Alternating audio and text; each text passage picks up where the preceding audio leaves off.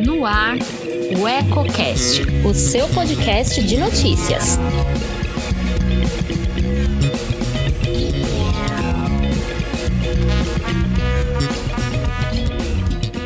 Olá, aqui é a Priscila Pegatin e te convido a acompanhar agora o Eco Brasil, com as principais notícias do país e do mundo desta terça-feira, dia 14.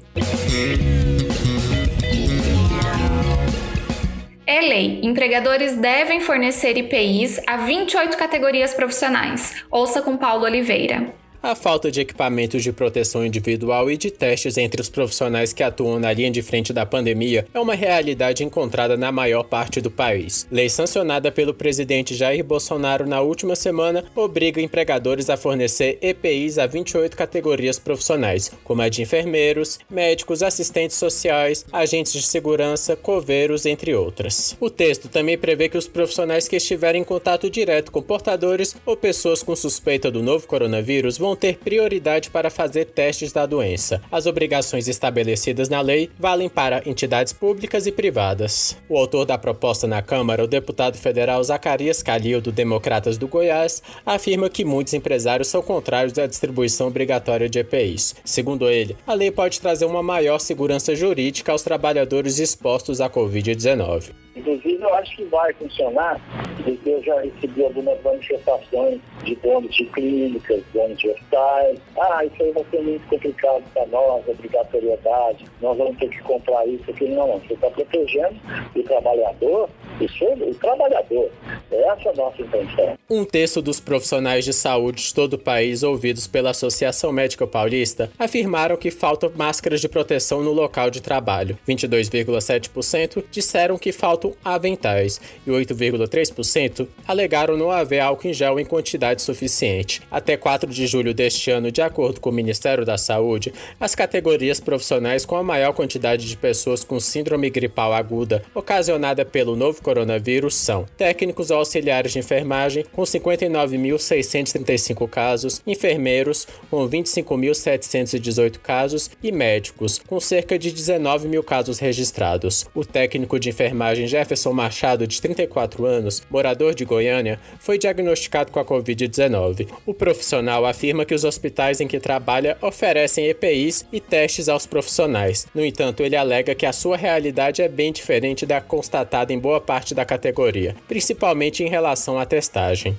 Eu tenho, o plano de saúde, mas os profissionais que não têm muita dificuldade de arcar com isso. E muitos tiveram casos suspeitos, sintomas e não tiveram condições de fazer os testes. Segundo o Ministério da Saúde, a compra de EPIs é de responsabilidade de estados e municípios. No entanto, diante da situação de emergência e de escassez destes materiais em todo o planeta, a pasta diz que vem auxiliando gestores locais na aquisição dos equipamentos. Ao todo, o órgão alega que já distribuiu mais de 163 milhões de EPIs e enviou 12,4 milhões de testes diagnósticos para a Covid-19 para todo o país, sendo 4,8 milhões de testes PCR e 7,5 milhões de testes rápidos. 86% dos municípios paulistas estão com as contas públicas comprometidas. Em anos anteriores, problemas financeiros levariam a punições e até a perda de mandatos. Mas com o estado de calamidade pública, a situação muda. A reportagem é de Felipe Moura. De acordo com o Tribunal de Contas do Estado de São Paulo, 86% dos municípios paulistas estão com as contas públicas comprometidas. Os dados colhidos pelo órgão mostram que 554 das 644 gestões municipais pesquisadas foram afetadas pela calamidade pública a ponto de terem a gestão orçamentária comprometida. No total, 380 municípios estão com arrecadação abaixo do previsto. 325 tiveram gastos com pessoal acima do permitido pela Lei de Responsabilidade Fiscal, que é de 60% da receita corrente líquida. No final, quase todos os municípios de São Paulo receberam alguma notificação do TCSP. Foram 608 alertas sobre arrecadação, gastos excessivos com pessoal e comprometimento da gestão orçamentária. Vale ressaltar que o Congresso reconheceu em março o estado estado de calamidade pública no Brasil por conta da crise do novo coronavírus, permitindo o descumprimento das metas fiscais previstas na LRF. Se a situação tivesse ocorrido em outros anos, os gestores estariam sujeitos a responderem por crime de responsabilidade, improbidade administrativa e a sofrer punições legais, como a cassação do mandato, multas e até prisão, podendo perder os direitos políticos. Contudo, o tribunal alerta que vai continuar fiscalizando e vai elaborar um relatório das contas de 2020 para ajudar na normalização financeira dos municípios no próximo ano. Para equilibrar as contas dos comerciantes, a FEComércio São Paulo fez alguns pedidos ao Comitê Gestor do Simples Nacional. Um deles é o adiamento dos vencimentos dos tributos do imposto. Confira os detalhes com Marquesan Araújo. A Federação do Comércio de Bens, Serviços e Turismo do Estado de São Paulo acredita que a retomada econômica deve ser lenta, já que a pandemia causou retração no mercado. Nesse sentido, a entidade tem mantido contato com o poder público para expor as dificuldades do empresariado e sugerir possíveis soluções que ajudem a reduzir os prejuízos oriundos da crise, sobretudo aos pequenos e médios negócios. Dessa forma, mesmo com a retomada gradual do comércio, a federação pede que haja uma nova prorrogação para pagamentos de tributos federais, uma vez que os prazos que já tinham sido adiados no início da quarentena eram até o mês de junho. Um dos pedidos foi feito ao Comitê Gestor do Simples Nacional e tratava do adiamento dos vencimentos dos tributos do Simples Nacional, incluindo as competências relativas a junho, julho e agosto deste ano. A FEComércio SP também reiterou a necessidade de protelar os prazos para os pagamentos da contribuição do Programa de Integração Social, o PIS, da contribuição para o financiamento da Seguridade Social, COFINS, e da contribuição previdenciária patronal, CPP, de junho, julho e agosto de 2020. A federação também enviou ofício para a Confederação Nacional do Comércio de Bens, Serviços e Turismo, a CNC, sugerindo que haja uma orientação para que as demais federações façam pedidos similares.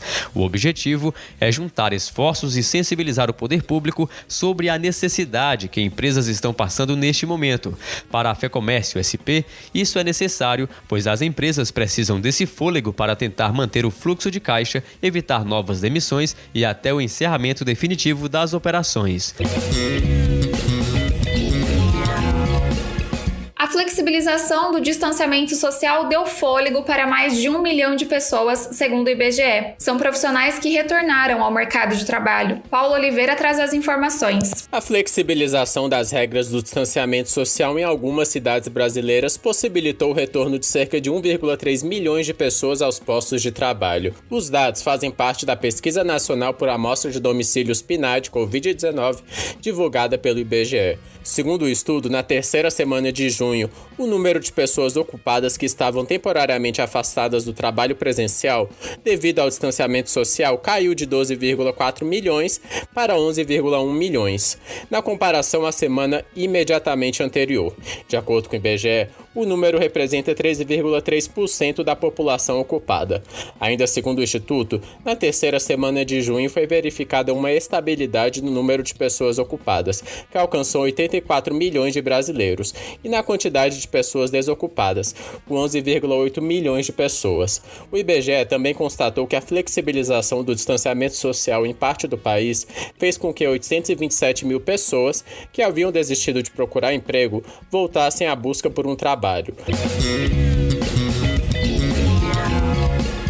Criado em 2006, o Fundeb deve ser assunto da Câmara de Deputados nos próximos dias. A PEC deve ser votada até 31 de dezembro deste ano para não ser extinta. Quem fala sobre o assunto é Felipe Moura. A Câmara dos Deputados deve votar nesta semana a proposta que torna o Fundeb permanente. Criado em 2006, o fundo será extinto se não for votado até 31 de dezembro deste ano. Após reuniões de parlamentares com o governo na semana passada, a expectativa pela análise cresceu. De acordo com o texto, a PEC 15, a participação da União no Fundeb deve aumentar. Atualmente, 90% dos recursos que abastecem o fundo vêm de estados e municípios. O restante é do governo federal. Pela proposta, o repasse federal vai aumentar gradualmente até chegar a 20% em 2026. Já no próximo ano, a participação aumentaria para 12,5%. O Fundeb atende a toda a educação básica brasileira, desde a creche até o ensino médio. Cálculos apontam que o fundo responde por mais de 60% do financiamento da educação básica no país. Em vigor há 14 anos, o Fundeb tem prazo para acabar, 31 de dezembro de 2020. Como o fundo é a principal fonte de recursos da educação básica no país, os parlamentares têm que votar uma nova proposta para que ele não seja extinto. A ideia é que o novo Fundeb seja permanente.